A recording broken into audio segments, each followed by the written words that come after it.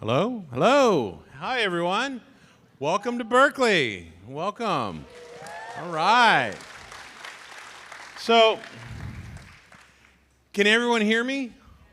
All right, cool. If you can hear me, I want you to do me a favor, and I want you to turn to your neighbor and say hello, because these are now your peers. These are now your Cal parent peers and your buddy, your long-lost buddies. Come on, I'm watching you guys. You ain't said hi to nobody. All right, we're all buddies now? Great. Awesome. Well, welcome to Berkeley. My name's David Ortega, and I'm the Director of Parent Services and Communications. Some of you might have seen an email or so from us, from Cal Parents, or Berkeley, or as we call ourselves, Berkeley Parents and Families now. I am a 32-year veteran of the Berkeley staff, and if you know the Berkeley staff, you know that that's a badge of honor, just to be here that long. But before that, I went to school here as well, so I love this place. I am a Cal alum. My wife's a Cal alum, and my son graduated in 2018. And so I think I have enough. I think I've had the opportunity to learn a little bit to teach new parents the resources that you need and that you can gather while you're on campus to help your student in their career, in their academic career. Okay, and so now I'm going to introduce, I'll let Kamal introduce herself. Hello, everybody. My name is Komal Senga. I use the she, her pronouns, and I am a program coordinator within New Student Services. So if your student received an email, it is from our office. That is mainly us bombarding your students with everything that they need to know. And what I'm here to do is support your student through the successful transition within the UC Berkeley community and our campus. And with that, as we talk about students, I actually have one of my own students here that will talk about and introduce themselves. Thank you, Komal. Hello, good afternoon. My name is Justin Kaito Church. I am a student coordinator for UC Berkeley's New Student Services. I use the he and they series of pronouns. And although my title includes student coordinator, I'm actually no longer a student. I recently graduated from UC Berkeley this past May. Thank you. I graduated studying chemical biology and global studies, so I'm very excited to welcome you all here, and it's an incredible honor to be able to do so. Thank you. One round of applause for our recent graduate. All right, so with that, before we go ahead and start our session, I want to talk about a really cool feature that we're offering all of our students and all of our parents and supporters within the room today. We actually have live captioning throughout the entire session itself. We will be able to, whatever we talk about will be on your phone, so if you can go ahead and scan this QR code, your captions will come in English, Spanish, and Mandarin as well. So we'll leave it up on the screen for a couple more seconds for you all to be able to scan that. And with that, I will go ahead, and I see a couple more phones. Give it one more second. All right, great. So now we will actually get into our land acknowledgement today. Thank you. So we would like to acknowledge the land of which UC Berkeley stands on. So UC Berkeley sits on the territory of Huichin, the ancestral and unceded land of the Chochenyo-speaking Ohlone people, the successors of the sovereign Verona Band of Alameda County. This land was and continues to be of great importance to the Muwekma Ohlone tribe and other familial descendants of the Verona Band. We recognize that every member of the Berkeley community has benefited and continues to benefit from the use and occupation of this land since the institution's founding in 1868. Consistent with our values of community, inclusion, and diversity, we have a responsibility to acknowledge and make visible the university's relationship to Native peoples. As members of the Berkeley community, it is vitally important that we not only recognize the history of the land on which we stand, but also we recognize that the Muwekma Ohlone people are alive and flourishing members of the Berkeley community and broader Bay Area communities today. So with that, we will actually go ahead and do a quick little icebreaker. We always like to get to know who's in the room with us today. So with that, I'm going to pass it on over to David. Yes, let's do a little roll call. All right, just to give you a glimpse of what your student will go through on the Berkeley campus and the people they're going to meet. It is an international and this is we are the #1 public institution in the world. You have to know that. And it's not just the United States, it's not just the US News and Report. It's in the world, and that comes out of, I believe, it's the educational research group that does that. So we are, and just to give you a glimpse of that, let me put your hand up if you are from another country outside of the United States. And let me hear where you're from. Yeah, feel free to shout out. Lebanon. Where you from? Again? What'd she say? Huh? Oh, okay, yeah. Where you from? India. Japan. Fiji. Malaysia. Fiji. France. I was just there. Awesome. Who? Netherlands, Nigeria, Singapore, the Philippines,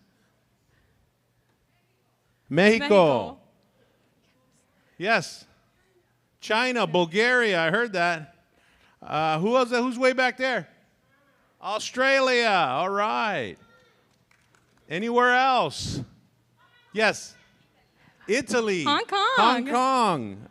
Look at that. That's just a small swatch of the parents of the students who are going to be on campus. So think about the experience your students going to be able to ask different questions about life, about anything going on in their lives. They're going to see different perspectives from all over the world. I think that is when I was in school, that was one of the greatest things I took home with me was the experiences that I learned from other people from other parts of the world.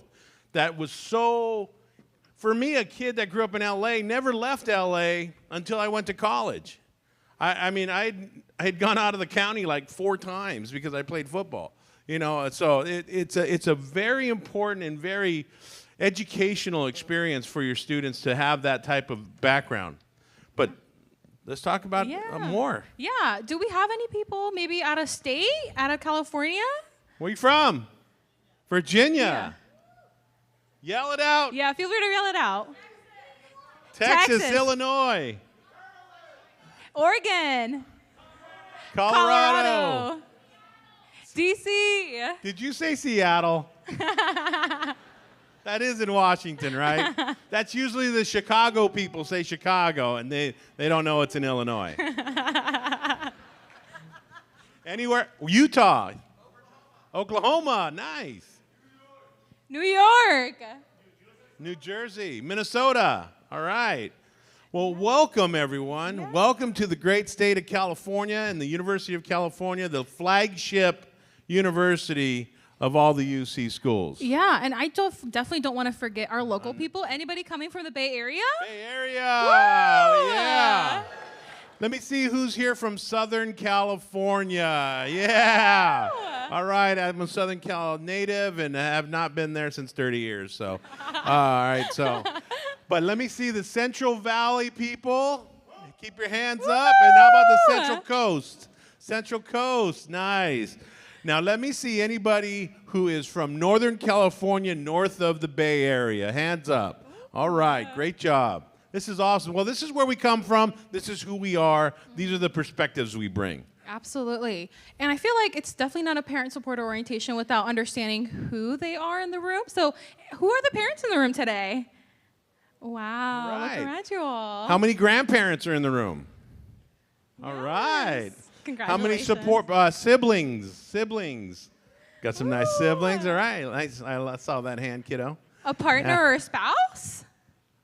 All right. And how many supporters of other people that you're helping out through their Berkeley experience? Anybody? All right. Well, I have 2 questions for you. Well, I have a couple questions for you. First question is this. Who here are the Berkeley alums? Stand up, please. Stand up. Be proud. All right. Yeah, go Bears. Go Bears. Go Bears. All right. Next up, I love this question because it just gives a little perspective as well. Raise your hand if you went away to college. Put your hand in the air. Put your hand in the air. Okay. I only want, leave it up in the air. It's got to stay high. Tell me, if your parents dropped you off at school, put your hand down. Keep your hand up if you all just went to school on your own, packed up the Datsun B210 and drove up I-5. Yeah, that's what we did. So it's a good perspective because 10 years ago when I did that same, it was 3/4 kept their hands in the air. Now it's more like 40% of the people who went away to college did that. And now we're giving orientations to parents. Where when I was in school, it was, hey, a football game and maybe graduation. That's the only time they came up to Berkeley. So that's a different perspective. It's not good, bad, or indifferent. It's just a different perspective. But that's where we are now. That's the type of engagement we have with parents and our students, okay? Now, one of the things parents do, Kamal, is you guys always embarrass your students when you come to campus. So who here has embarrassed their student already? Okay, you got to tell me what you did. What'd you do over there?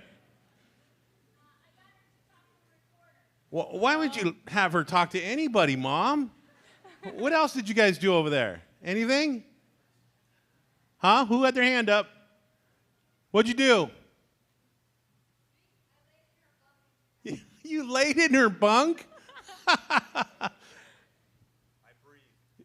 Dad, there's no breathing at Move-In Weekend. You cannot breathe. You cannot take pictures. Who here asked for directions? Anybody else? Okay, we've done that. And that's the thing right now is you're seeing a student who is very comfortable in their own skin as a senior and who are now venturing onto a different experience. So they have one foot on one plane, one on the other, and they don't know where they're going. They're a little scared, they're a little apprehensive, but yet they're very excited. And you're excited and you're a little sad and you're all that going on. It's all good. I'm very proud that you guys came to this because this is an important part of your healing as well for the student that's growing up so fast. I've had 3 grow up. I had a boy and 2 girls, and my son was like, "Yeah, I'm out of here." My daughters we cried the whole time. It was great, but that's how it goes. And your experience, it will be your own experience, and it's going to be great. Your kids are in good hands. We've been doing this for more than 150 years. So we know what we're doing. Your kids are going to be asked to do a lot of work and be very busy. Yeah.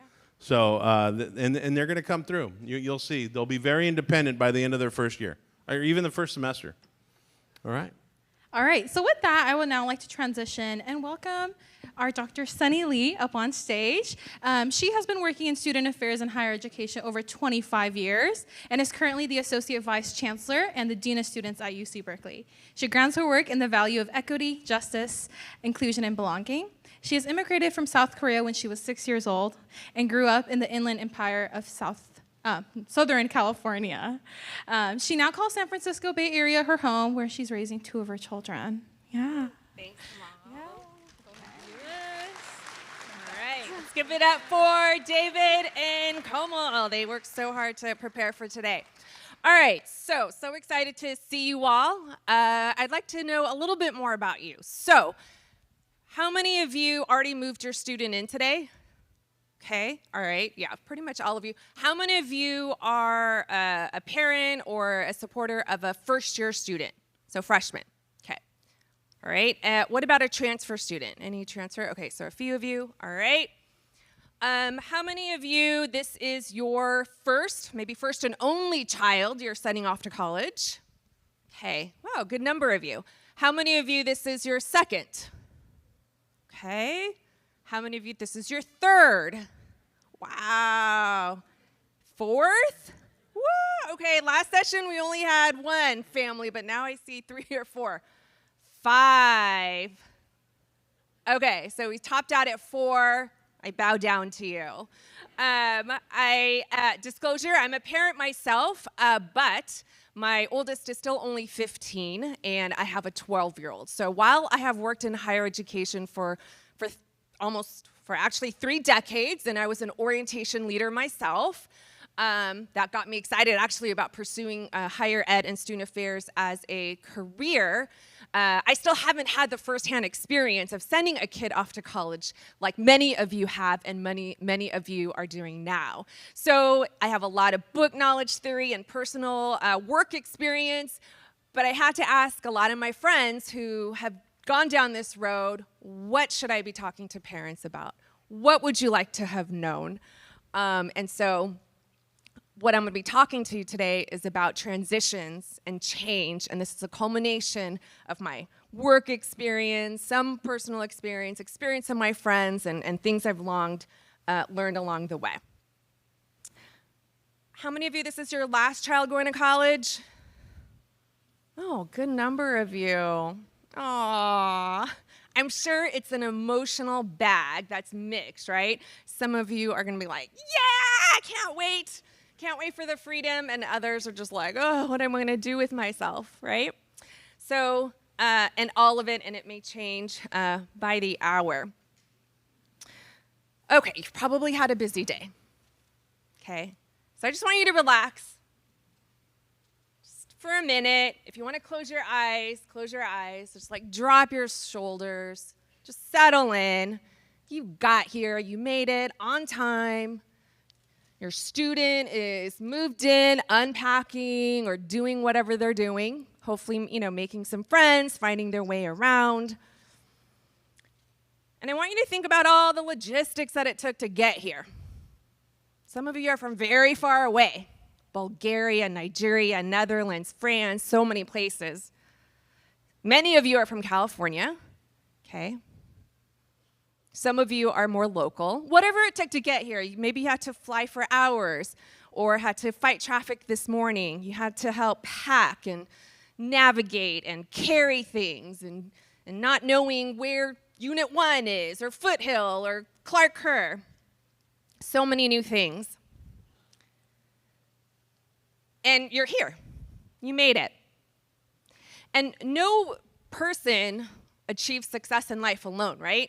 We learn that with maturity. I think when you're younger and we're a little more arrogant, we're like, I did it. I did everything by myself. I picked up myself by my bootstraps. But we all know nobody gets through life alone, and you're proof of that because you're obviously here to support your student. So I just hope that you, even if your kid never says thank you and hasn't said thank you, I'm here to say thank you.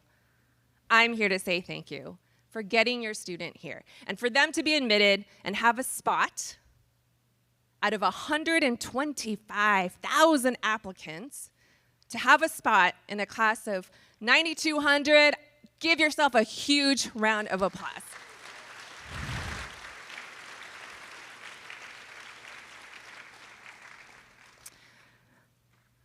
I hope I get to sit where you are at a parent orientation because I've had the success of getting my own kids into a UC, let alone a top UC like this.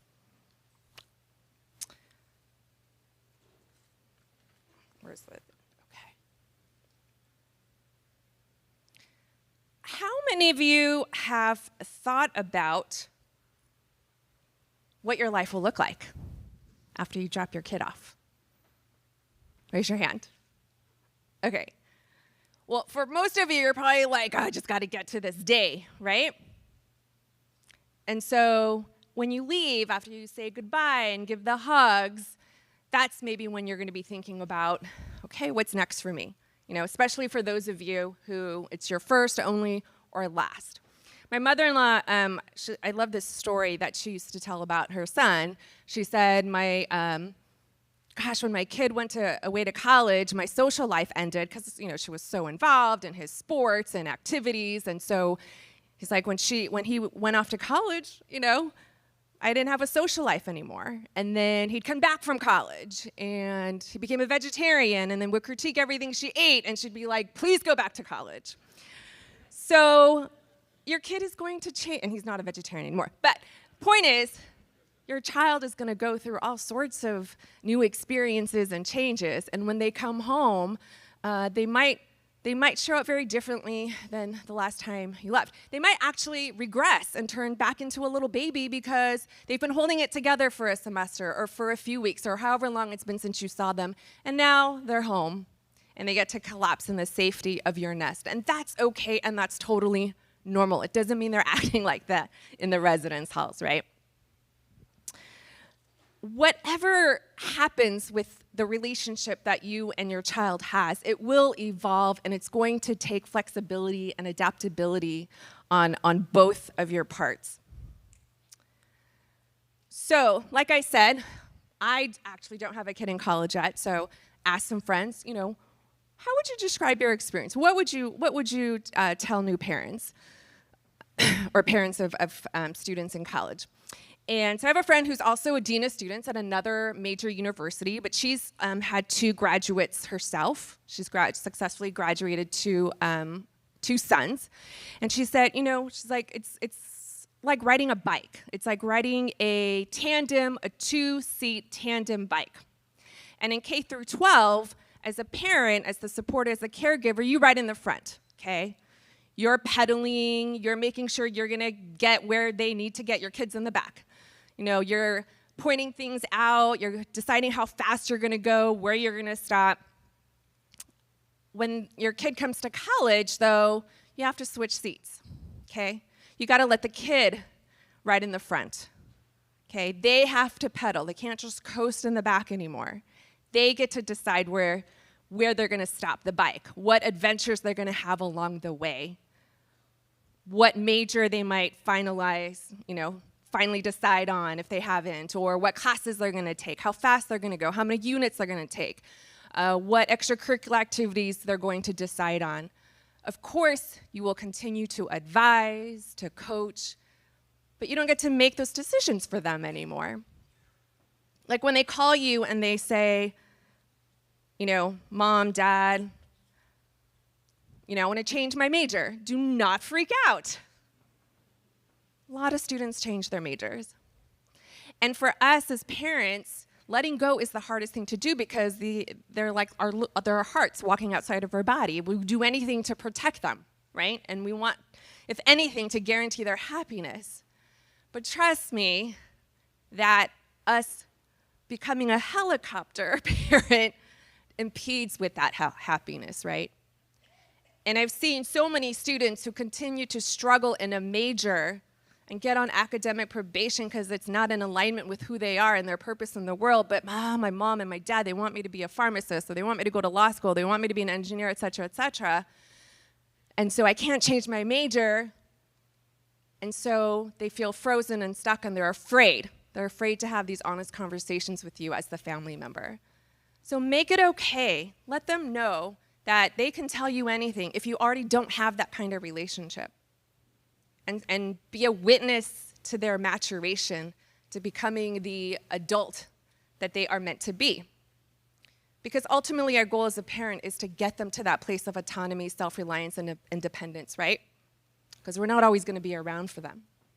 So don't steal that opportunity for them to grow and learn and develop their emotional and social intelligence. Because research shows us over and over that to be successful in life, it's not just our IQ, which obviously your child has plenty of to get in here, but their social and emotional intelligence is just as important, right?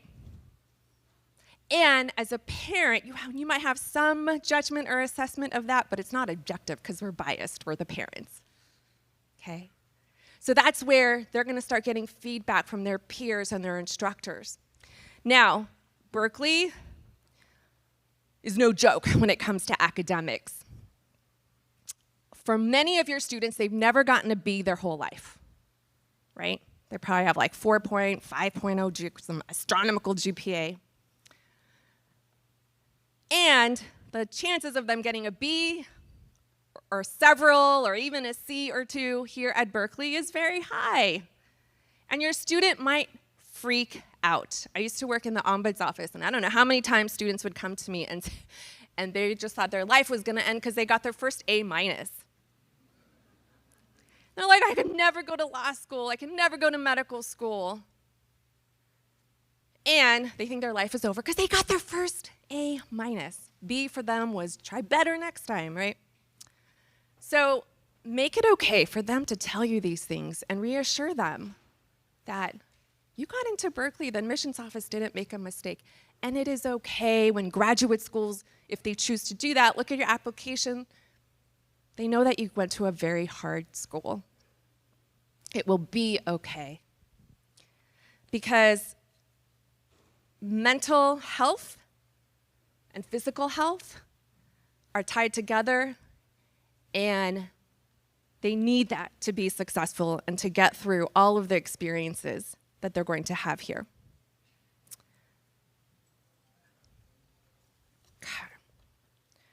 I'm going to talk a little bit about communication.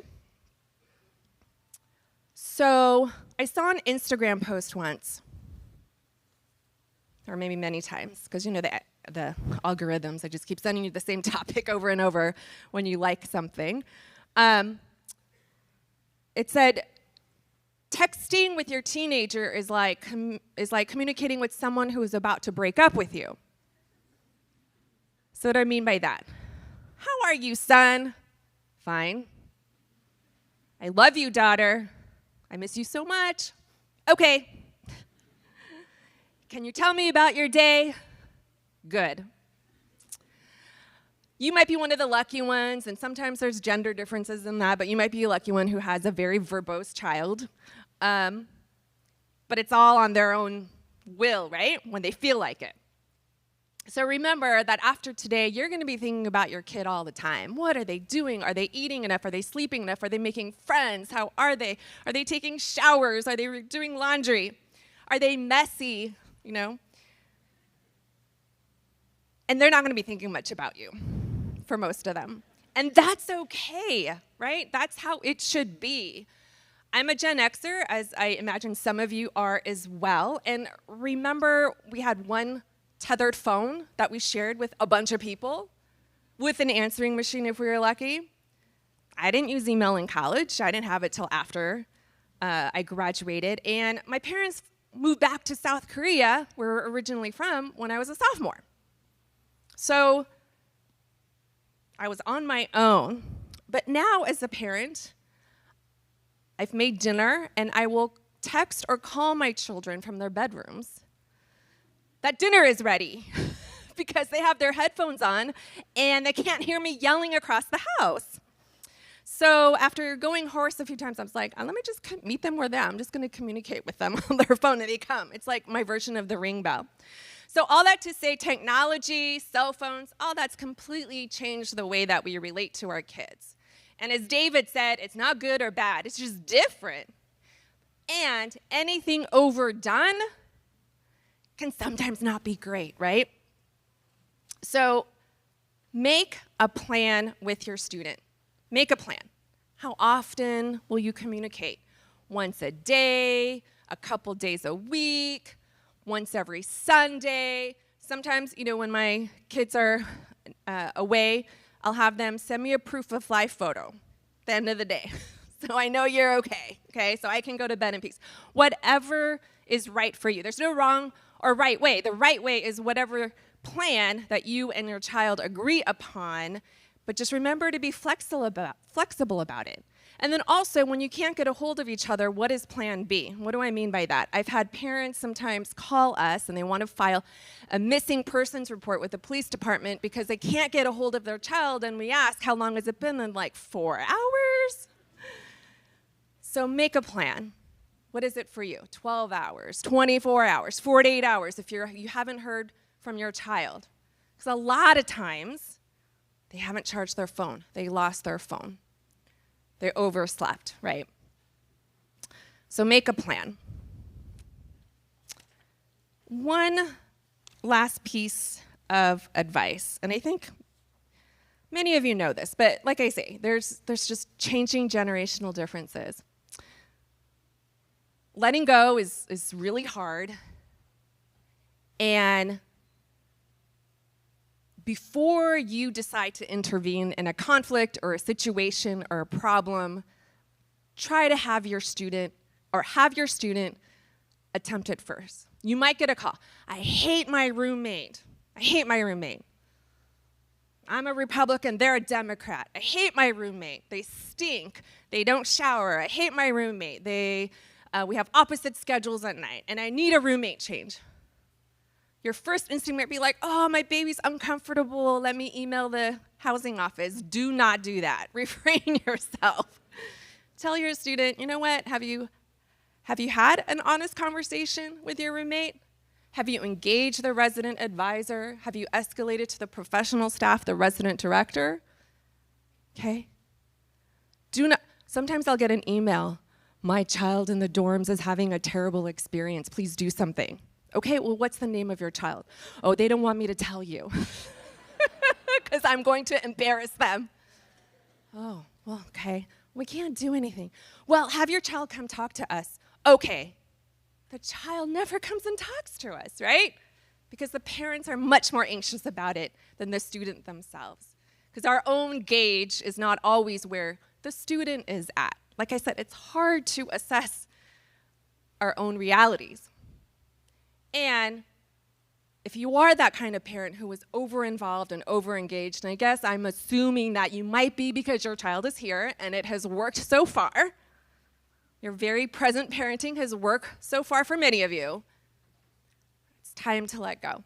And there might be a time, like 1% of the time, that you do need to engage because it's a crisis or an emergency. And do it. And then there might be some other times you're not quite sure. Call us, Dean of Students Office, Cal Parents, please, call us and we'll talk you through. Is this a real emergency or a crisis or not? We're here for you, not just your student, but for you, because your student is not the only one that's now part of the Berkeley family, the Golden Bear family. It's you. And some of you are alums, so it's so great to have the legacies here. And they definitely got here on their own, because we don't do that here. It's amazing that because our graduates go on and they impact the world at a scale that is unmatchable, right? The change makers that we create, the innovators. I went to Sweden this summer with my family. We went to the Nobel Prize Museum, or Nobel Laureate Museum. Can't tell you how many Berkeley professors have won that award. All that to say, your student has chosen a very special place. So I just want to say congratulations. I hope you are filled up with pride because you absolutely deserve it. So thank you for choosing Berkeley. Thank you for being here with us, and go Bears.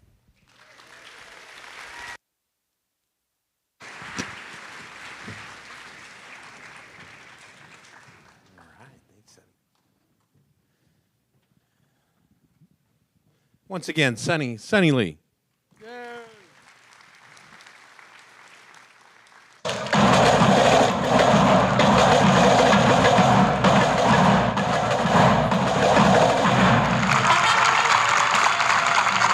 morning. Welcome to Berkeley and to Cal Day. Every time I come here, we love it because the people, I'm a people person, so it's just like, wow. Berkeley has this magic. There's an energy that kind of flows around here that you can't articulate, but you'll feel it. On behalf of UC Berkeley's campus community, I want to extend the warmest of welcomes to you, the parents and families of our students. We are grateful and honored that you've entrusted us with your students' education. It's a responsibility that we could not take more seriously. As a parent, I can remember the pride I felt when my own children went off to college, but I also recall the concerns I had for their well-being. Fortunately, the pieces are in place to help your student thrive, not just survive.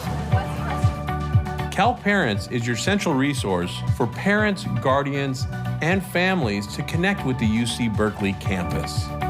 Here at Cal Parents, we're trying to help you make this big university into a small community. We do that by allowing you to be engaged with the campus and other parents. I'm a part of Cal Parents because I had such an awesome experience, and I wanted to make sure that I could pay it forward and help other parents feel comfortable as they're dropping off their freshmen or their new students to UC Berkeley. There were question and answer sessions, there were one-on-one discussions. Parents were made available to me, parents who had gone through the process, to sort of ease my mind around safety and security, housing, and just resources that are available. Our buildings are on card access, so your students get an ID, we call it a Cal One card. It's a great way to stay connected with your students in an indirect way. Cal Parents was instrumental in helping us get involved in our daughter's life without being too involved in her life. They showed us how to navigate the online system for her grades, for making sure her bills were paid, and for making sure that she had a place to eat.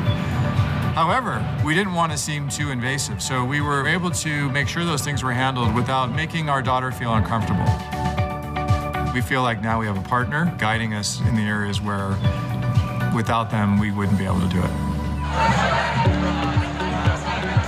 Cal Parents also gives parents an opportunity to give back, and there are numerous ways that you can do that. Philanthropy is one of those, but also being able to volunteer your time.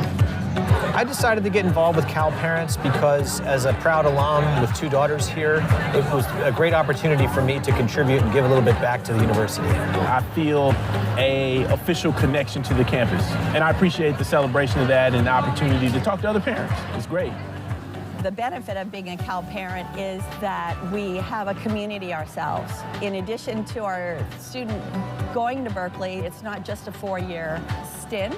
As a parent, then we are spreading the opportunities and the information about Berkeley to create a community of Cal Parents where we live. It's really upon all of us to get involved, and I think Cal Parents has really done a great job of showing us how we can channel our resources, whether they be talent, whether they be monetary, whether there be gifting, whatever it happens to be, how we can use our resources to make a huge difference in this university. How's your sophomore's experience been? Wonderful, yeah. We're pleased that a large number of Cal Parents choose to participate in the life of the campus. Each year, Cal Parents donate tens of millions of dollars to campus initiatives and thousands of hours in volunteer time. Welcome to Cal Day. We are all here to make your entire family's time at the world's greatest public university the best it can possibly be. Fiat Lux and Go Bears! Go Bears. Go Bears! Go Bears! Go Bears!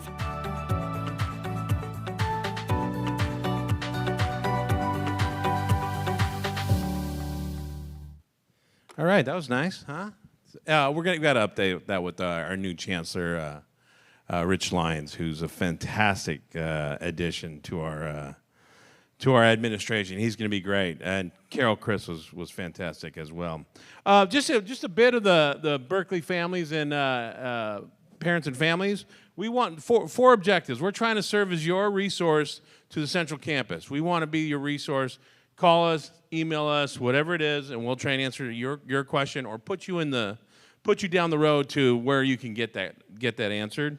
Number 2, we want to empower you with information so that you can help your student along as they go through this system. It's better that you know the information as well, so that we're going to send that out to you as much as possible. Number 3, we ask if you donate philanthropy, if you are a philanthropic family, we would love for you to help Cal and our philanthropic our goals of philanthropy, because the state only gives us 15% of our budget, so we have to fundraise for that. And luckily, we have some gracious alumni and people who donate to the campus, and I think it's a worthy cause, because this is a university. The reason why we're the #1 public university in the world is because we look at society's issues and try to solve them. That's what Berkeley does. That we're trying to solve problems. And then the last thing we do is we offer parents an opportunity to engage with the campus as a Cal Parent and Families ambassador. So if you're interested and you've done that before, and if you'd like to do it at your hometown but maybe not on campus, or on campus, and we have many options. We will offer them out if you sign up, and then we'll get you to know what's coming down the pike. Okay. I want to introduce Mary Kelly over here. If you look, she's really big. She's not real big in stature, but she's big in a lot of enthusiasm. Mary's great. She's my co-director. She runs the philanthropic side of the Parents and Families group, and she does the Parents and Families philanthropy. She is phenomenal, and if you would like to talk to her, she's going to stick around. Mary Kelly.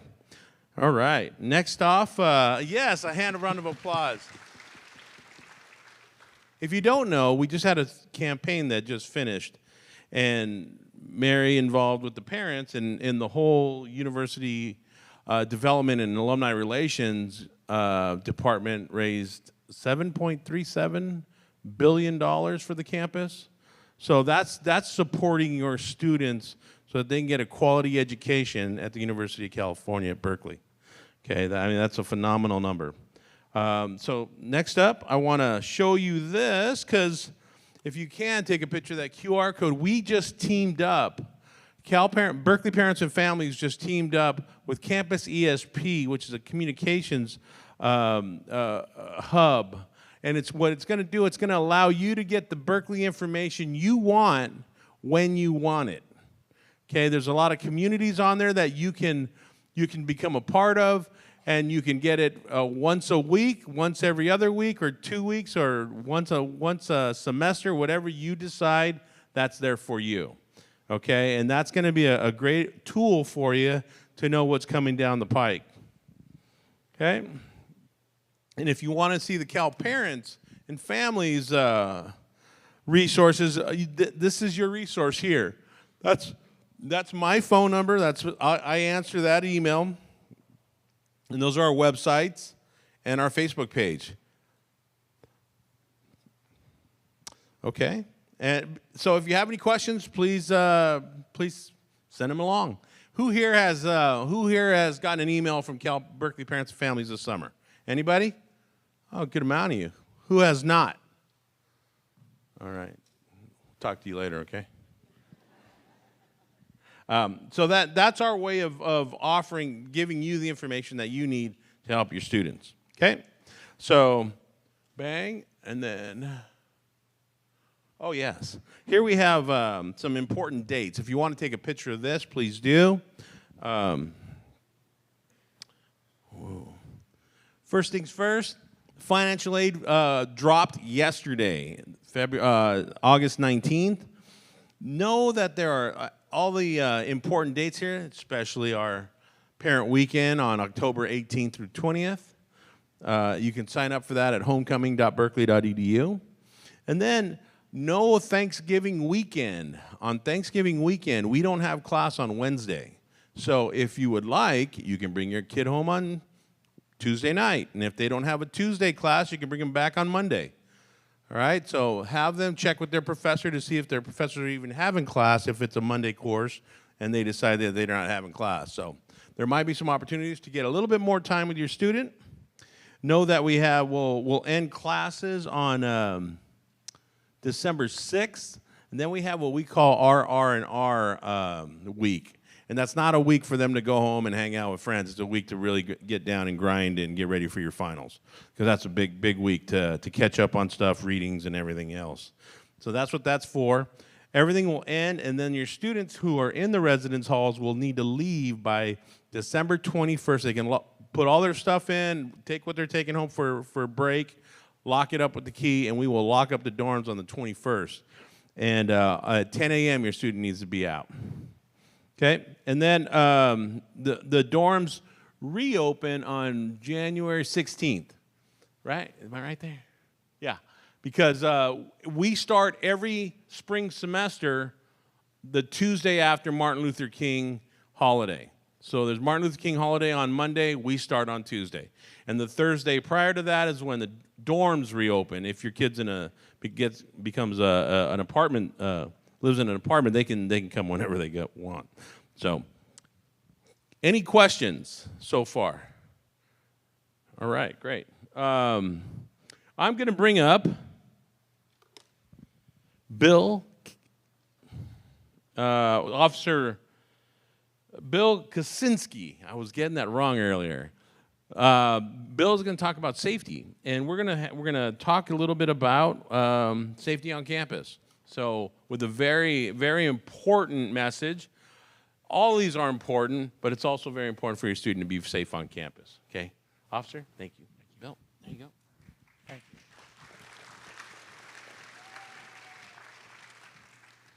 Hi, everybody. I feel kind of almost famous seeing everybody holding up their phones. Maybe they're taking a picture of me, but I know it's just the URL. But I'm Bill Kaczynski. I'm a lieutenant with UCPD. I've been with the department for about just over 20 years. I'm currently assigned to criminal investigations and special events. So I'm dealing with the criminals and fun things like football games and stuff like that. So UCPD, for those who haven't heard of us, we're a full-time, full-service police department. We're 24/7. Our office is actually in the basement of Sproul Hall right across the plaza here, so we're kind of centrally located. Our officers are all post-certified, which means they go through the same training and education as officers across the state of California. So we're training, going to basic academies with municipal, like city and county law enforcement. So we're to the same standards as all law enforcement in the state of California. Our jurisdiction, of course, is the campus and the campus properties that are on campus and immediately off campus in the surrounding cities. We also patrol in an area of a mile around campus properties. So you'll see our cars out on the streets in the South Campus and around the campus. Jurisdiction-wise, our responsibility for criminal investigations and responses campus properties, and then City of Berkeley responds to crimes that are on the city streets or in like off-campus buildings, off-campus housing that's not university property. I think the URL links to our website, but if you don't have it, it's ucpd.berkeley.edu. It also works to use police.berkeley.edu. It's interchangeable. I'd suggest, just for educating yourself, if you're not familiar with what we do and the campus and safety especially, take a look at that. I wish I had more time. I could tell like the interesting, funny stories about stuff that we encounter, but I'm trying to get to all the important safety points in about 10 minutes. So, but you can refer to the website if you want to go much more in depth than even what I can say here. You'll find on there's the annual safety and security report. It comes out annually in the fall. It's for the previous calendar year. It goes in depth into crime stats for that year and previous years. It gets into policy and procedures. So if you're like kind of anxious about today and want something to help you fall asleep tonight, you could try to read that cover to cover. It's a lot of information, and some of it's a little on the dull side, but also there's interesting tidbits in there as well. If you want to really get granular in crime data and what's going on the campus, we have our daily crime log that's available every day. There's a 2-day lag, so you won't see like today's or yesterday's, but 2 business days it's updated. So you'll see basically all the calls for service, criminal and some non-criminal items that are on there. It's in summary, but it's all in there. You'll see we have a lot of property crime. That's kind of our number one issue. I want people to know we are in an urban environment, obviously. So there is serious crime out there.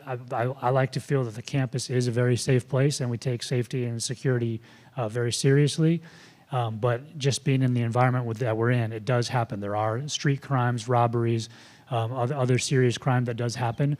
But I feel it's relatively infrequent, especially on the core campus. You'll see, like I said, a lot of property crime, and within that, we're especially getting a lot of thefts of like electronic bikes, e-bikes, e-scooters, and things like that is our most commonly stolen item. So if you're looking at our daily log and you see a lot of entries for stolen vehicle, most of the time that's actually not referring to a car because of the way e-bikes and scooters are coded. They actually count as vehicles in the California Vehicle Code. So we're getting a lot of those, not as many cars stolen. So just for those of you who are looking into that. We like our students to be aware of their surroundings, aware of crime on campus, and know what's going on out there. So when they're out walking, we suggest people, like, especially at night or when they're alone, not being distracted with things like cell phones or ear pods and things like that. Put that away just so you can be aware of surroundings. If you do have an e-bike or scooter, get a really high-quality lock for it. Recommend high-quality U-locks. They do cut those off with angle grinders and such, but they're harder and they take a longer time, and they're easier to catch them when they're using loud machinery to remove the locks. As far as safety around the residence halls, like common issues are like tailgating. So be aware of who's around you when you're coming in and out of the dorms. Don't let people in behind you.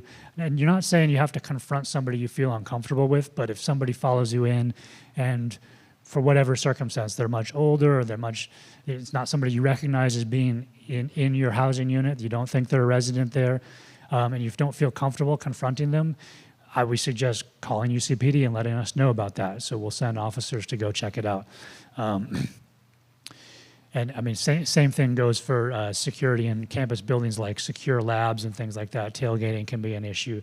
So just being aware of people who's around you is an important thing. Also on our website, you'll see you can sign up for alerts. The Warn Me system is a system that we use to notify people of crime, of emergencies on the campus. Parents can sign up for it too. So students are automatically enrolled. You can look at it through our website or warnme.berkeley.edu. And students are automatically enrolled with their email address. They can go in there and change their preferences to add a cell phone to get text messages. And parents can do the same. Like Dean Sonny Lee was mentioning earlier, some of the anxiety. Maybe if you don't want to know what's going on the campus, you can encourage your student to sign up. But if you do want to know, it's available to you. There's two types of warnings that come out through the Warn Me system.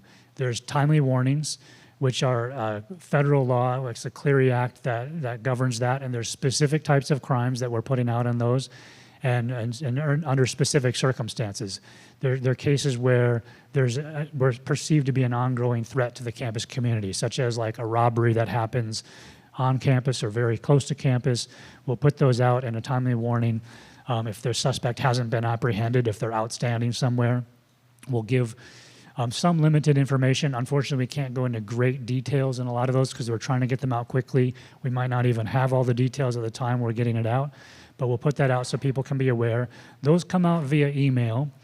Another type of a notification is the emergency notification, which is potentially for crime, like an active attack or a violent situation on campus, but it could be other types of emergencies, a fire or a hazardous chemical spill or anything of that nature. So those would come out to everybody on the list. They also will go to the text messages. So again, if you want to get those messages in the middle of the night or whatever, those will come out to your phone. Many of them may not be applicable to people. It might be a specific building or a specific area on campus, but we want people to have the information. The information will be typically very brief. It would be just something like avoid the area, or there's police activity in the area, or a fire, just like one or two words sometimes even, just like stay away, that kind of thing, because the staff that we have available to do that are our dispatchers who are busy answering 911 calls and our officers who are going out in the field to deal with the emergency.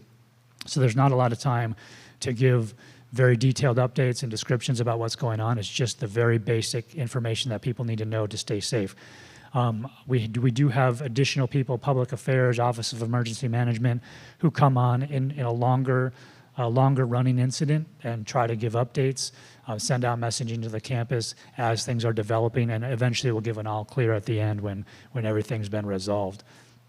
Also on our website for safety considerations are night safety services. So nightsafety.berkeley.edu or linked through our website. We have a few services that the campus offers for nighttime. There's a night safety shuttle that runs the perimeter around the campus, has specific stops, and people can track that in real time during the nighttime hours. They can go on and see where the shuttles are along the routes. Our Safe Walk team, our Safe Walk program, our student employees, they work for UCPD. They wear bright yellow shirts that identify themselves. They carry a police radio. They do the nighttime escort service. So they are available from the hours of darkness, whenever that is. It changes with the sunset during the year, but from the hours of darkness until 2:30 in the morning. And the students can sign in for those if they're coming home from the library late at night and they are by themselves. They can walk with a bear walk. I keep saying bear walk. It's not called bear walk anymore. Athletics wanted us to get rid of the bear logo on our team, so we're Safe Walk now. So the Safe Walk students, they'll walk with your students back to wherever they need to go within a reasonable boundary. After they go off duty in the wee hours of the night, if anybody's that dedicated, from like 3 a.m. to 5:30, there's the door-to-door shuttle service that they can sign up for that will take them directly where they need to go within certain boundaries. They'll actually pick them up from their location, drive them to where they need to go. As far as calling UCPD, of course, the usual 911, it gets UCPD. If you're on the campus, it'll route to UC Berkeley Police Department. We also have our non-emergency line that's linked in there, 510-642-6760. That's 24 hours a day. Anything somebody wants to report that's of a non-emergency nature. Something was stolen, they have a question for the police department, they want some advice, whatever it is, they can call that line and get routed to the right person. We also have an emergency phone line that is equivalent to calling 911. That's 510-642-3333. We offer that just as an additional option for our calling. It goes straight to our dispatch in areas where jurisdiction might be right on a borderline, like if you're on the edge of campus and you really want to make sure it goes to UC Berkeley PD, that number will route straight to our dispatchers, whereas 911 will try to pick up a person's location and pick the best agency, which could be City of Berkeley. No big deal if it gets routed to the wrong place. They'll forward it to the right place, but it could take a little bit longer on that type of phone call. Also, you'll see around campus, we have blue light phones. They're in open areas on the campus. They're in parking garages, elevators, all kinds of areas like that. They have a blue light at the top to identify what it is. There's a red button on those phones, and that goes straight to our dispatch. So if somebody doesn't have a phone or just needs to connect very quickly, that's a good option. We also like to see people in person, so stop on by. If there's a front desk, they're also open 24 hours a day. They can check in and have an officer to talk to or whatever they're looking for from the police department at that time. We'd love to see them. I do ask in emergency situations like I was discussing, like if an emergency notification goes out, people really want to know what's going on, and we try our best to get out the key safety details, but please refrain from calling UCPD in an unfolding emergency unless whoever is calling is actually experiencing like direct threat or an injury or sees a suspect or something like that and has information for dispatch, then obviously for sure call.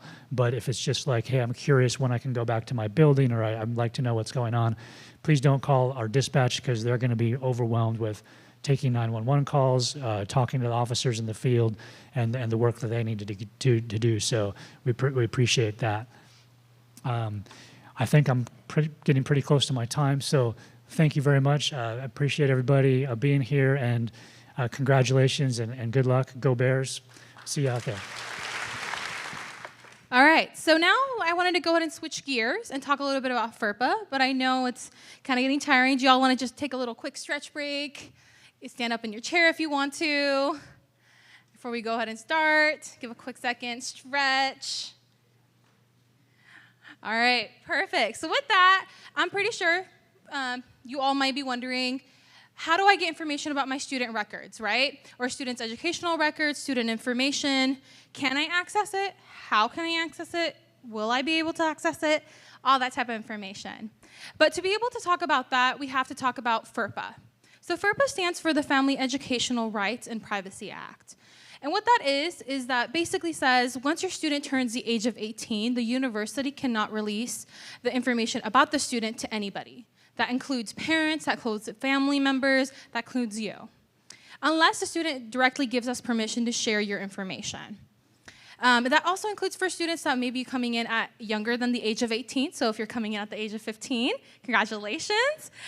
We are also not able to share their information unless that student gives us permission. Similarly, we do also have HIPAA, and HIPAA stands for the Health Insurance Portability and Accountability Act, which then protects your students' health information, and especially if you call our University Health Services, it protects that information of your student as well. So with that, I will now I'm pretty sure there might be people in the room that are like, I pay my student's tuition bill, right? Or I want to know what their registration is like, just information about that, right? So there is a process, which I like to call delegating access. So if you go ahead and scan this QR code, it will tell you a visual step-by-step guide on how to become a delegate and get access to be able to get information, such as educational, such as enrollment information, health information, and then, or not health, financial aid information is what I meant to say. And with that, the method is mainly that your student would choose you as a delegate, add your information into Cal Central. Cal Central is their student portal. You would have to sit with your student and add your information in to then become a student delegate. So I'll leave it up for a couple more seconds, and then we will move on into a really fun portion of the afternoon as well. So we have a campus resource panel today, and we will have a student panel, and we will end off with orientation just to give you a little bit of an agenda for today. So with that, I'm pretty sure you all have questions about financial aid, university health services. What do our students get offered, right? So we actually have a panel that will go ahead and start heading on up onto stage. And with that, we will go ahead and get started on our campus resources panel. So with our campus resources panel, feel free to go ahead and take a seat. We have mics on these chairs as well, so feel free to go ahead and turn that on.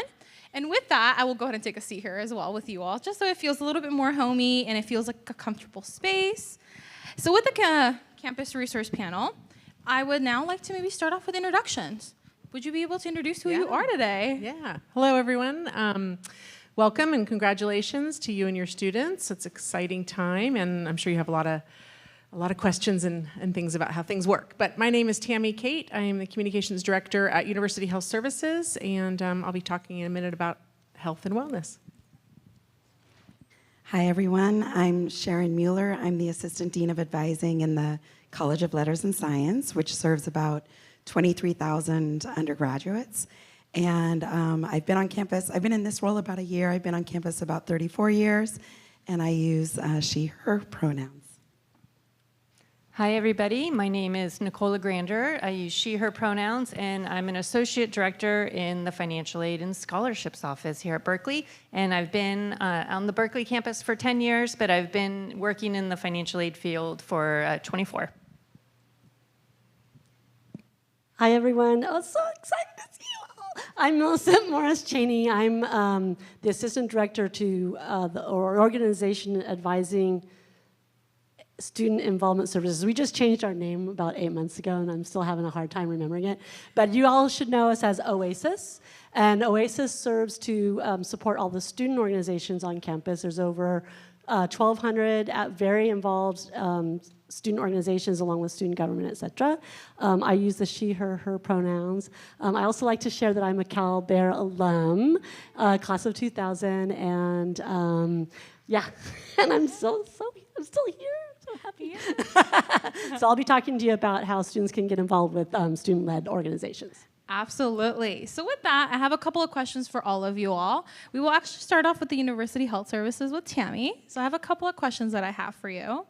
The first question is, can you describe what the student experience is with the University Health Services? All right. So I always like to start off by saying that any student, all students can come use the health center.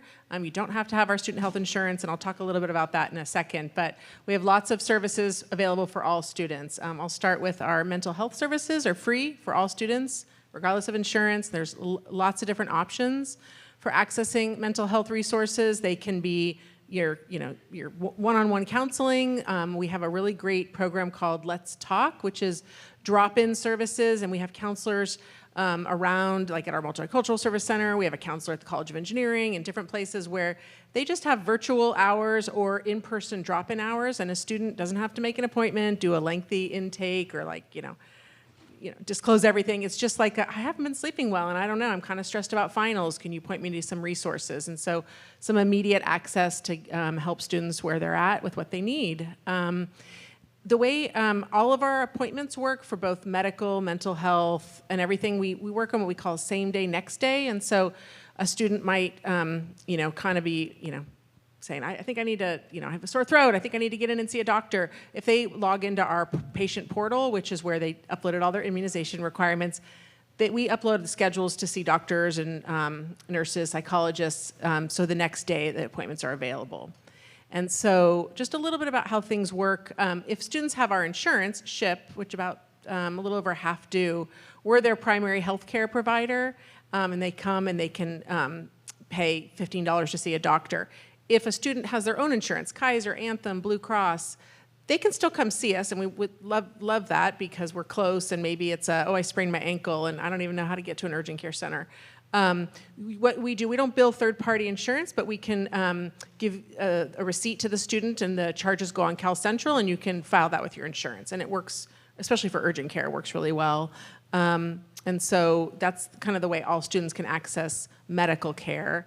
But they're back to some of the free stuff for all students. We have free health coaching, free drop-in nutrition. So kind of all the things to sort of wrap around students as they're just, learning how to take care of their own health care and navigate their own health insurance, for example. And then one plug for immunizations. All incoming students have to meet immunization requirements, and I'm hoping all your students have done that. If they haven't finished it, we're here to help. We have immunization fairs going on at our health center. Oh, and I didn't tell you where that was. So our health center is like right out on this busy Bancroft Street. A few blocks down across from the rec sports facility is our health center. And we have immunization fairs all this week and next week, getting students in and out to meet those requirements. So, yeah. Thank you. So I actually have a follow-up question. I know we talked a little bit about HIPAA today, right? Can you talk a little bit about how do families get involved? Well, what if a student is on their family's health insurance, will families get notified if they end up going to your services? So the simple answer is no, you won't get notified unless you've done sort of the delegated access or have a HIPAA form completed with our health records department, which we're more than happy to do, but your student has to initiate that on our eTang patient portal by filling out that they are okay with having records released to you, and then we'll be able to talk about your the student's care with you and things like that. If they come to the health center and are seen by a doctor, up on their CalCentral account, it just says University Health Services. It doesn't say what it's for or anything like that. So yeah, trying to teach them how to adulting. But. Yeah, definitely. I know that students definitely have to go through a lot of adulting, and then that your services will provide and support with them with that as well. So I'm gonna actually jump around, and I have a question for Nicole over there with financial aid. The first question that I have is, do students need to reapply for financial aid every year? And does your department support on providing when they reapply? Great, yeah, great question. So yes, you need to apply for financial aid every year using either the free application for federal student aid or the FAFSA, or the California Dream App application, which we call the CADA. Now, the applications are typically available for students to apply in October. However, the Department of Education just announced that those applications won't be out until December this year, but we do provide assistance to students completing the applications. We do webinars. We have FAFSA Fridays where students can come in and it's like a drop-in situation where we have financial aid counselors available to assist students in completing the aid application. And we know that it's critically important, especially this year with all the changes to the aid application, specifically the FAFSA. It created some challenges for students. And I know the Department of Education is straightening that out, but we will still continue and will assist students in completing the aid application. But the key takeaway message is students need to apply for financial aid every year. It's not a one and done, it's an every year application. Yeah, definitely. With that, I have a follow-up question. Does financial aid cover health insurance? Yes, so financial aid does provide assistance to students who purchase the university health insurance. And depending on the student's profile, what they put on the aid application, that assistance could come in the form of a grant. So we have a health insurance allowance grant, or that assistance could come in the form of loans or work study. Yeah, absolutely. And then one last question is, what other services does your department provide to students? Yes, we provide a wide range of services for students. So one of the things that we started to do a few years ago is we put out a monthly financial aid newsletter, and it's really a place where we try to get information, like timely information, out to students. So students who have applied for financial aid, they will receive the monthly newsletter. We also have a program called the Center for Financial Wellness, and it's a peer-to-peer financial literacy program. So students talking to students about how to manage a budget, create a spending plan, to learn about debt, how to manage debt. critically important because financial wellness and health is all part of a student's overall health. We also have a work-study program, a really robust work-study program where students, as part of their financial aid package, they can work a work-study job, and they get paid just like a regular job, but it's part of their financial aid offer. There are jobs that aren't work-study jobs, so we do encourage, if students want to work, we do encourage students to work, and it actually helps students budget their time and become more organized when they have employment. Yeah, no, absolutely. And your department definitely does so much for our students. And I've heard so many great stories of students going to your office and getting the services that they needed. So thank you for what you do, too. So now I'm going to ask some questions of the Oasis. So I wanted to know, what are some extracurricular activities that students can participate in on campus? And how do these activities help their student development? Thank you for that question. Berkeley, it's probably no surprise, Berkeley has a very long history of students getting involved with the campus in a variety of different ways. And the campus is, I think, the great place that it is because of the students being involved with campus life. And we benefit a lot from their energy, their innovation, their commitment to the greater good of our campus and of each other. So the OASIS stands for Organization Advising Student Involvement Services. We have a staff of 6 professional career advisors. Cato's one of my students that I've helped over the years. And then we also have 20 student peer leaders, consultants who can help students find the place where they can make their difference in this campus. And that difference that place that they can find can be as impactful as student government, where they can have meetings, connecting with the chancellor on down, and then also we have a lot of we have about over 1,200 student organizations that serve to help students with their academics. We have lots of, I'm actually a Cal alum. My job now, because I was an undergrad trying to figure out who to talk to, how to get things done, and I found that talking to my fellow students and getting involved with a student organization was the magic ticket to a successful time here. So we have lots of student organizations that serve the academic mission, and then we also have a lot of pre-professional organizations. If your student is interested in navigating the life towards pharmacy school, we have a pre-pharmacy student organization, we have pre-dental, we have lots and lots of pre-med. And then what I love, I'm the advisor to the recreational groups. We also have a bunch of recreational groups that just help your students find ways to decompress from their very rigid, rigorous academics. So we even have a student organization that literally brings dogs onto campus so that people can pet them and feel better about petting a dog because they don't have their dog from home. So we have everything from just hanging out with dogs to dance, to singing. We have maybe 10 different a cappella groups. So we have a ton of different student organizations. Depending on, no matter what your student's passion is, they'll find some community that shares that. And if they don't, they'll start an organization, and that will be a part of their life skill as well, starting to something that hasn't happened before. So just remember what the question was. Lots of cultural diversity on our campus, and we have, I heard Malaysia, India, Hong Kong. We have student organizations that represent those identities, and even if you're not a part of those identities, you can develop your skills with interacting with those identities. So, and I think the other question was, how helpful is that to your student? Yes. Did you already ask me that? Or? Yes. Yes. Wow, how to be an adult, and because there is not a roadmap for how to be successful in a student-led environment. You're dealing with, that's not the right word, but anyway, but it kind of is. You're managing interpersonal relationships with people that you may or may not actually like, but you have a common purpose and you figure out how to make that work, or you don't and you have to figure out conflict resolution.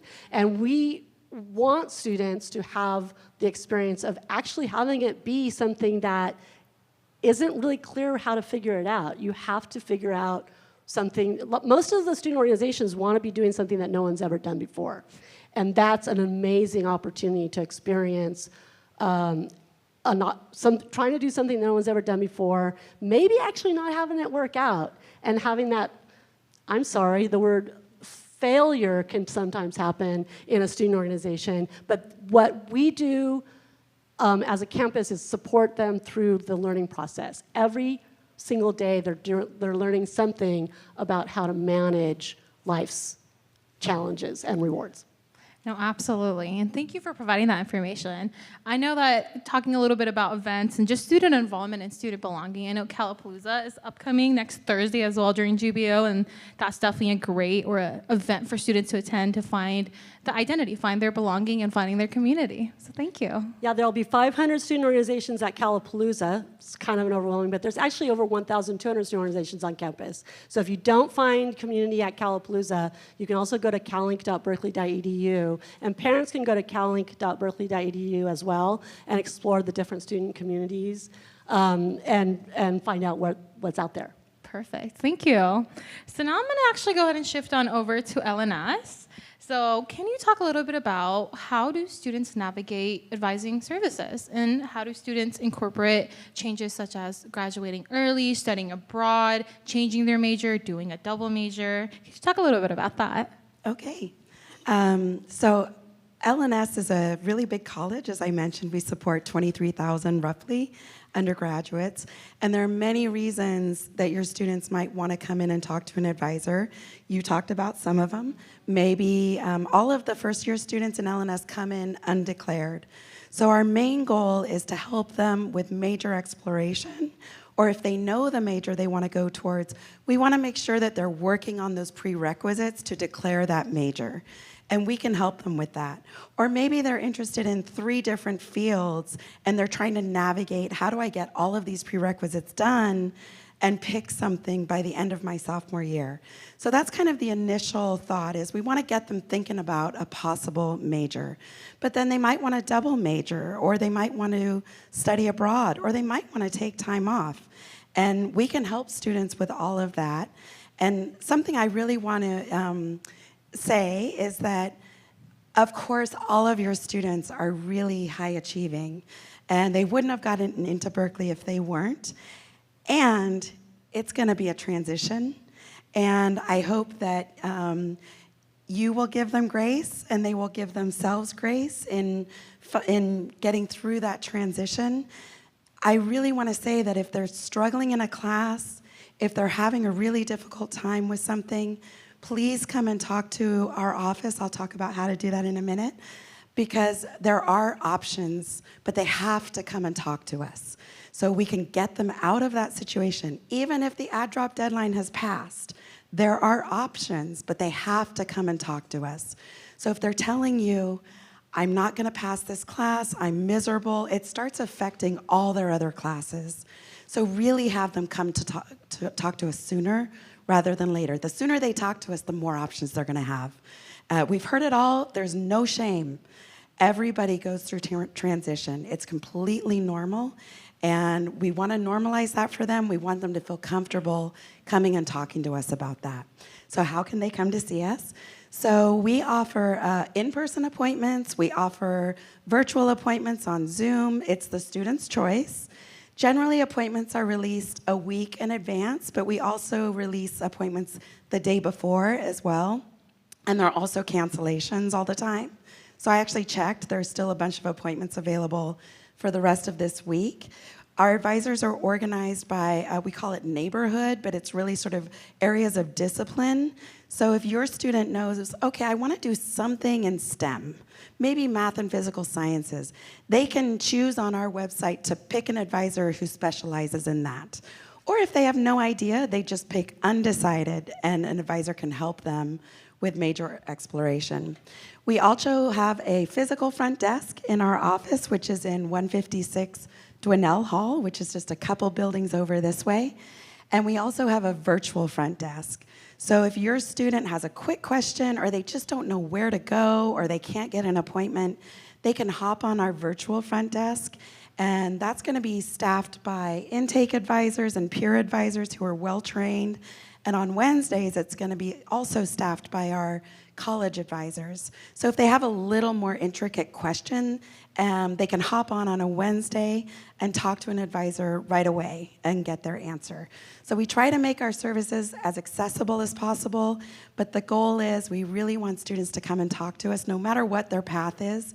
If they're considering going on to graduate school, on to medical school, we have advisors who specialize in that as well.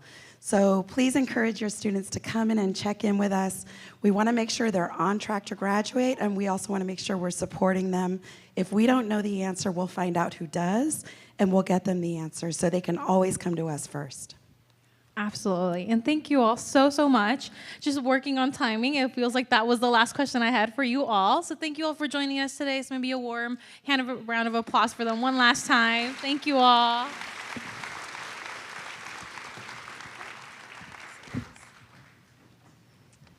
Sorry, I dropped that as well. So the next portion of the event is going to be a student panel. I would like to now invite my student back on stage as well, Kaito, to go ahead and talk a little bit about the student panel. All right, great. Give you this, and then I'll give you. Thank you so much, Komal. So we have 4 incredible current Berkeley students. They will be providing a student perspective and talk about their experiences if they would like to join me on stage. Can we give them a warm welcome?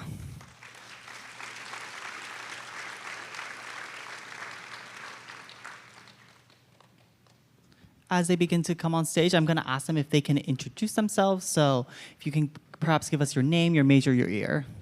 Okay. Hi. Okay. Hi, everyone. My name is Colin O'Malley. I use he, they pronouns. I'm a rising 4th year, and I study psychology.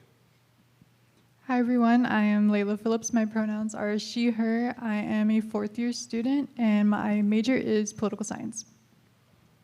Hello, everyone. My name is Robert Verai. I am also a 4th year student. My pronouns are he, him, and I study economics and am doing a minor in Scandinavian studies.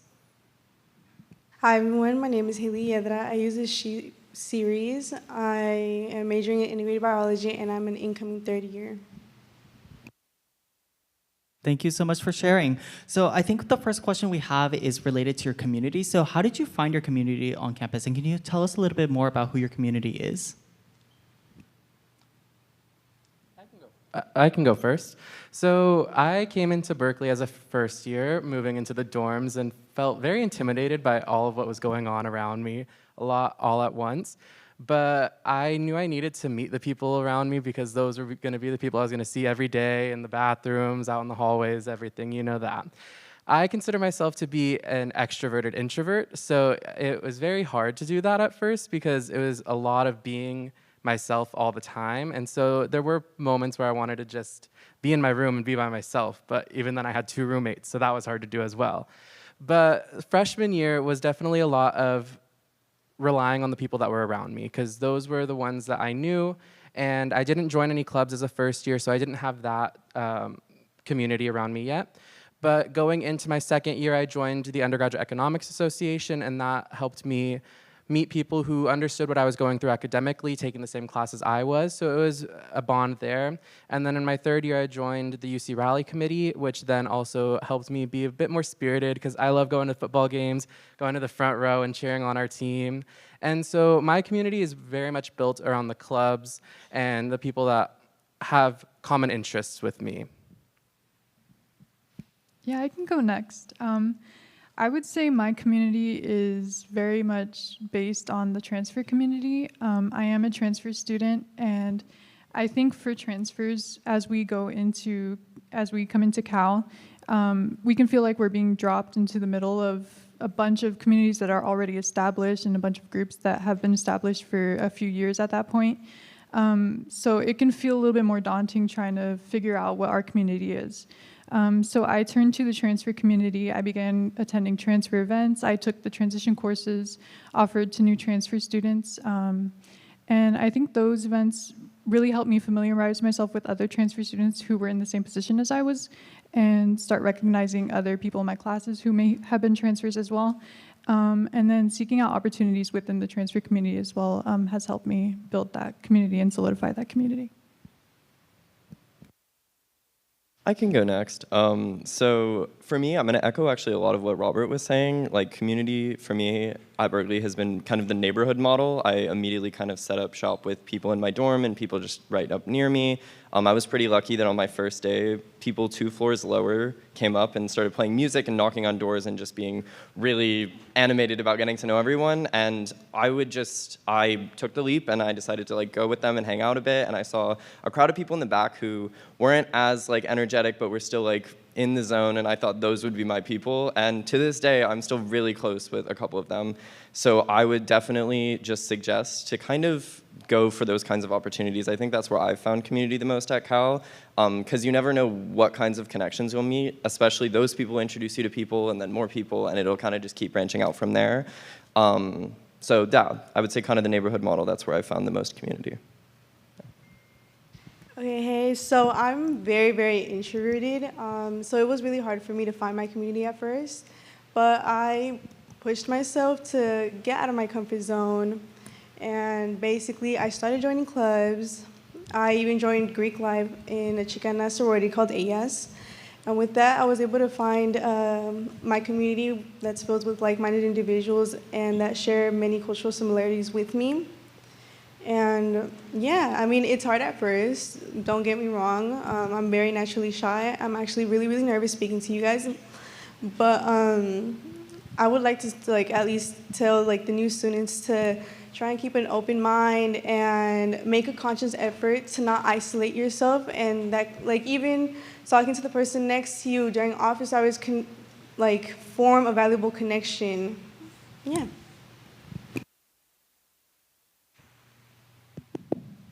Thank you so much for sharing. I think I kind of want to go now a little more academic. We are all students after all. So have your majors changed since you started college, and how was that conversation with your family if your majors did change? Yeah, I can go first for this one.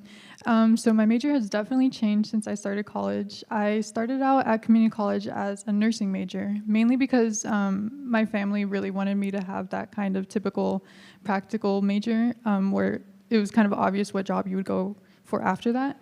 But I wasn't really passionate about that, so I switched my major to political science. And when I told my parents or my grandparents, they kind of laughed about that, just because I don't think they really understood what political science was. And I didn't let that deter myself, because I knew in my heart that I really wanted to go after political science, mainly because I actually enjoy going to those classes. And I think that's probably the biggest part of choosing your major, is actually enjoying it. Yeah, and I think as I continued through Berkeley and I continued with internships and research, they kind of started understanding that I was serious about this and I could actually have opportunities after I graduate. So yeah, I would just suggest going after what you really like. And any major can be a practical major if you want it to be. I can go next. So a big reason why I chose Berkeley, not only, but a big reason was because coming into LNS, I was undeclared. And that was like, I loved that because I didn't know what I wanted to do.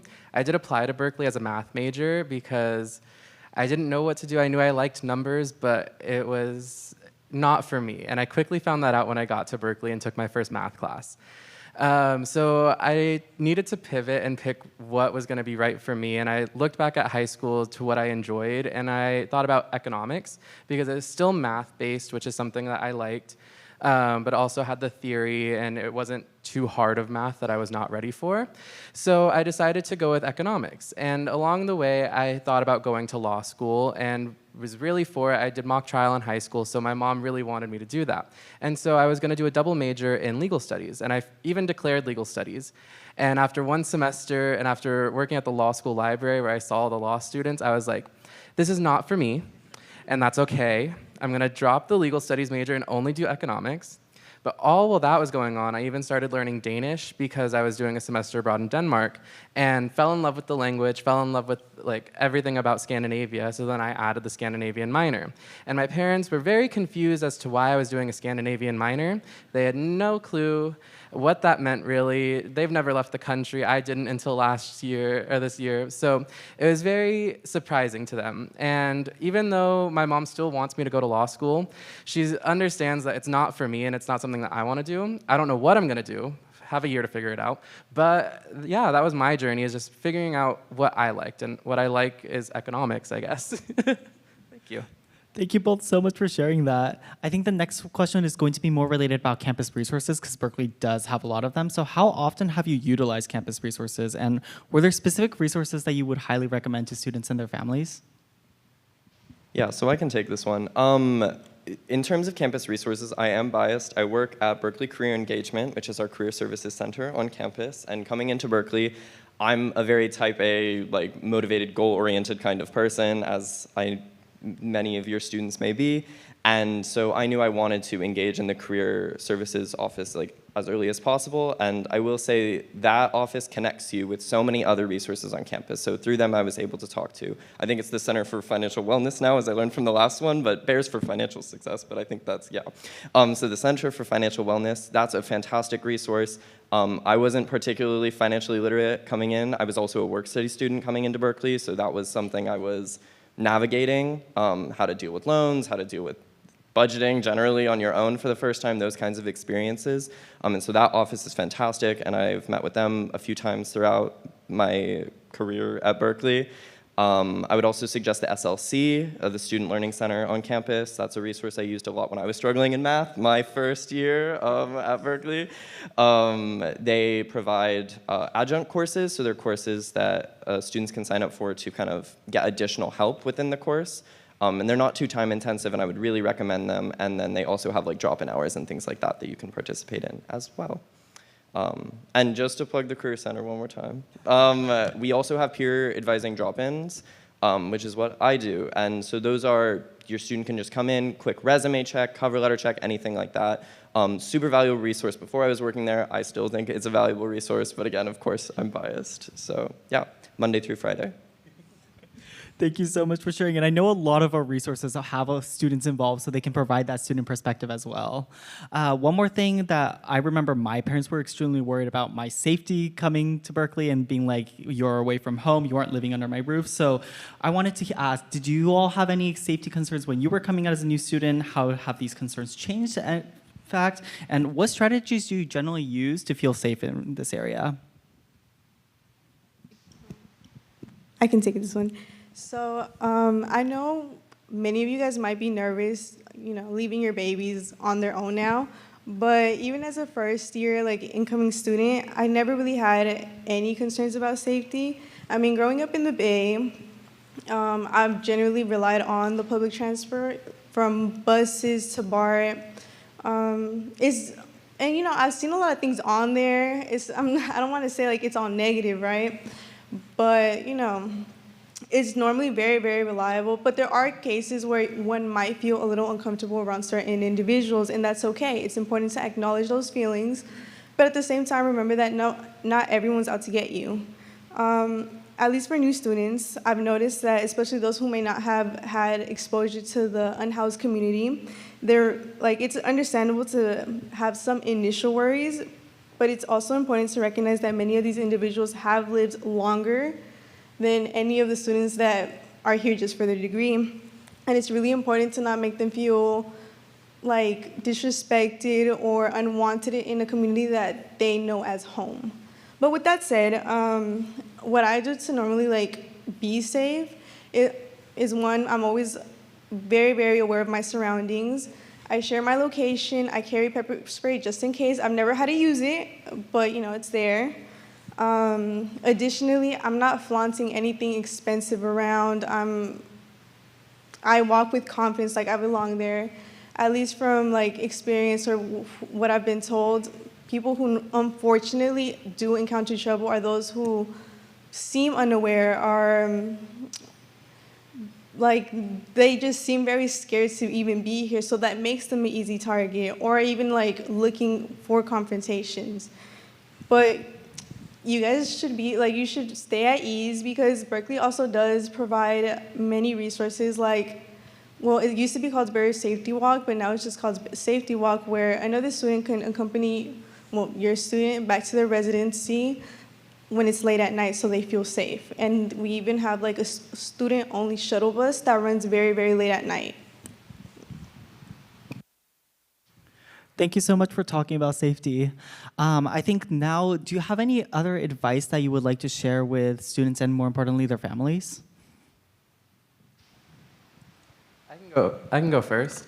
So I think more towards like the family aspect is, you know, all of our journeys are going to be different. No one's is going to be the same. And so it's important to adapt to your student and how they will need you.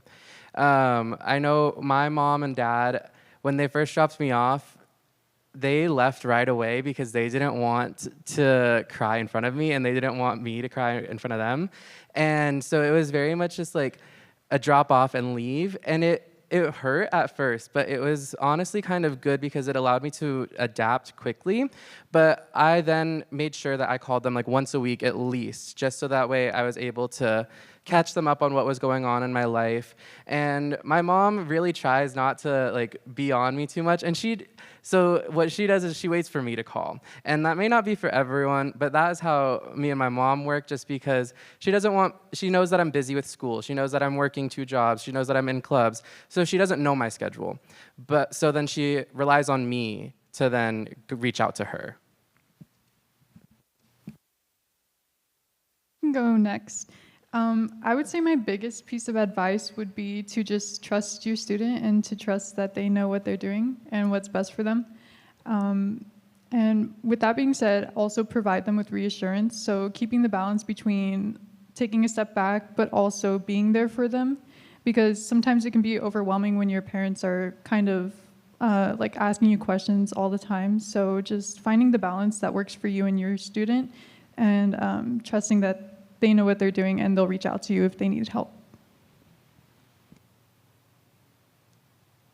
Yeah, so I can go. I think for me, the biggest thing would be providing like unconditional positive regard. So by that, I essentially mean like, you know, students are gonna maybe do some things that they shouldn't do the first year, and then that's, you know, it happens. And knowing that my family would maybe reprimand me in a way that was appropriate, but would also always be there for me for those like 3 a.m. calls was like the most important part.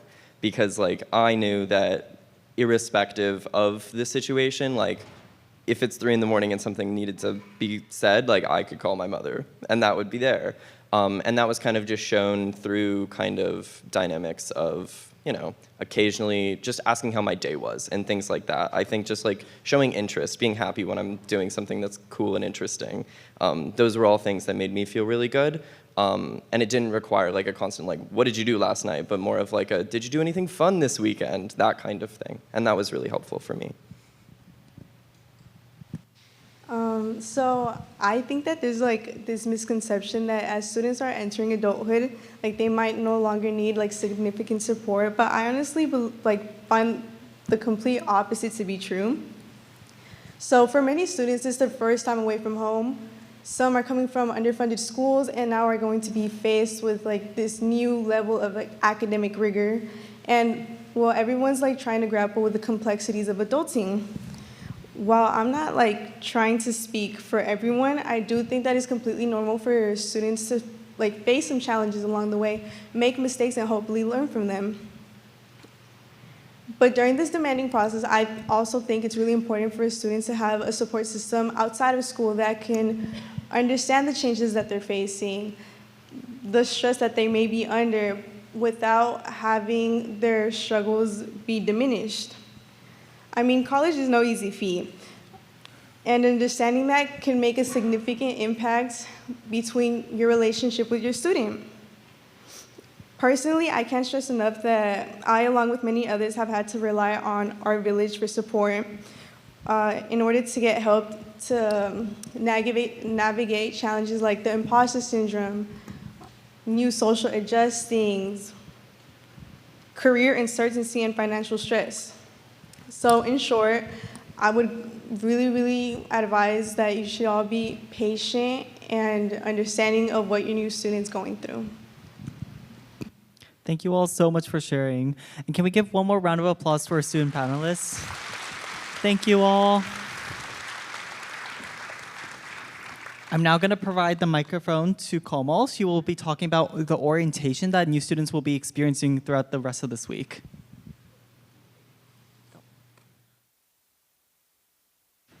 All right, everyone. So before we go ahead and end off our session, everyone might be wondering, what is your student going to do a week before classes are about to start, right? Everyone's wondering, what is Golden Bear orientation? Why are people yelling GBO in my face? Like, what's going on with that?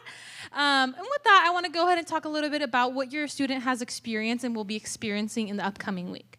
So your student is going through the Golden Bear experience itself. So they've already gone through two things. They've gone through Golden Bear advising. With Golden Bear advising, they had an academic advisor reach out to them and kind of tell them a little bit about what classes they needed to take, who their advisor is, how to contact them, what does their college consist of, all of that fun stuff. That happened in June and July for your student. So that was Golden Bear advising. Another thing that happened was Golden Bear prep. And that was online modules that your students was sent over the month of August. And your students were just given an idea of what life is like outside of the classroom. So what is it like navigating campus resources? What does it mean to think about other things that are not academic related? So that was Golden Bear prep. The other portion of the Golden Bear experience that your student is going through is Golden Bear orientation. So with Golden Bear orientation, it has already begun for your student, as your student has been moving in today or will be moving in tomorrow. So their check-in process started at their move-in spot or will be happening tomorrow at Upper Sproul if your student is a commuter student. With that, I'm going to go ahead and show you a first-year transfer or first-year sample schedule. So this is what your student may be going through as they are coming into Golden Bear orientation. So your student is going through check-in on Tuesday or Wednesday. Within check-in, your student has received or will be receiving a lanyard with their name. They will be receiving a cute little wristband that will help us, the new student services staff, understand if they're a new student, all that kind of fun stuff. They will also be receiving their Cal ID if they submitted their photo in on time. They'll be receiving that as well. And then clear bags. So they have already received that or will be receiving that very soon. And then throughout Golden Bear orientation, there is a lot of fun programming that we're having for first-year students. A couple of them, the ones that are large scale and that all students will be going to, are programming such as Convocation or the New Student Welcome. So that will be more like a big welcome for all of our students within the Haas Pavilion. And within that, they're just going to get welcomes and have a little bit of a fun before they go ahead and connect. So before they go to the new student welcome, they're going to meet with their orientation leader and also are going to connect with their group. When they do that, the orientation group, as well as your orientation leader, will lead them through the entirety of orientation. So it's not like your student's going to have to go through programming by themselves. They're going to go through orientation with a group entirely. With that, students will also be fed all 3 meals as well, so they are able to get breakfast, lunch, and dinner. And when I say that this is a sample schedule, during the time that they connect with their orientation leaders, they will be getting their own unique schedule that will tell them what time lunch is, what time dinner is, all that fun stuff.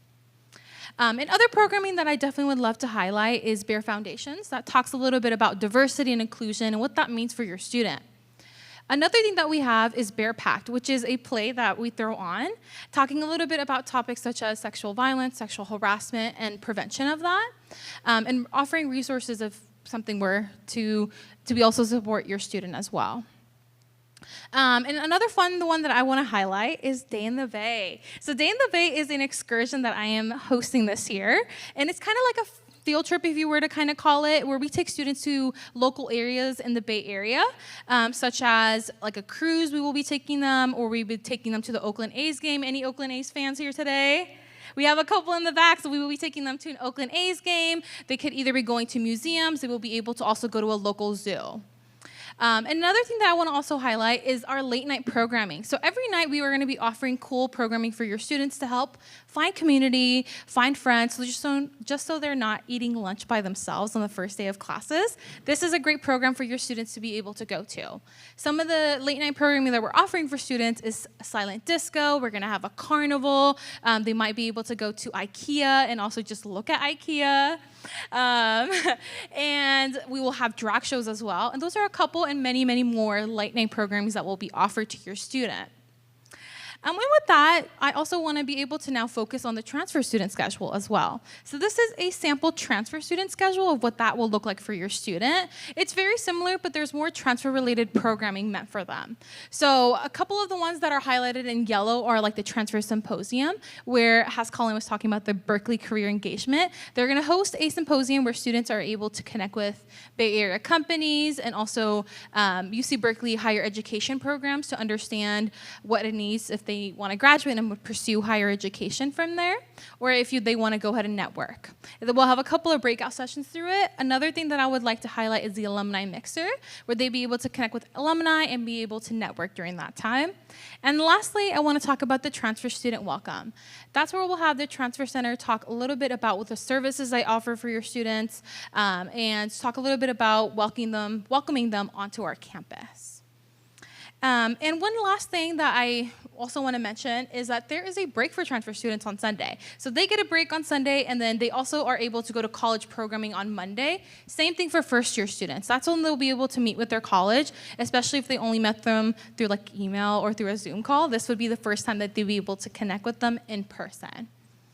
And one, I know I keep saying one last thing, but one very last thing that I want to mention is that there will be a help desk on Upper Sproul. We've said Sproul a couple of times. Sproul is like that land strip right outside of this building, and then there's a Sproul building, which is the building right in front of it. On Upper Sproul, we will have a help desk where your students are able to come and ask questions. If, let's say, they aren't able to connect with their orientation leader or their group, that would be a great place for them to connect and also ask any other questions. So they don't have to call you. They're able to come to the help desk on Upper Sproul.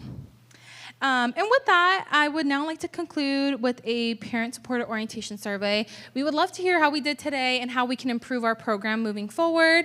So feel free to go ahead and scan this QR code and be able to give us some feedback on how this session went. Thank you all for joining us today. I would like to now welcome David up on stage to go ahead and thank everybody. And I just want to say thank you all for everything that you've done so far. And go Bears! Go Bears! If you have any questions, come on over and we'll answer any questions you might have, okay? Hey, congratulations, y'all. Yeah. Enjoy your moving.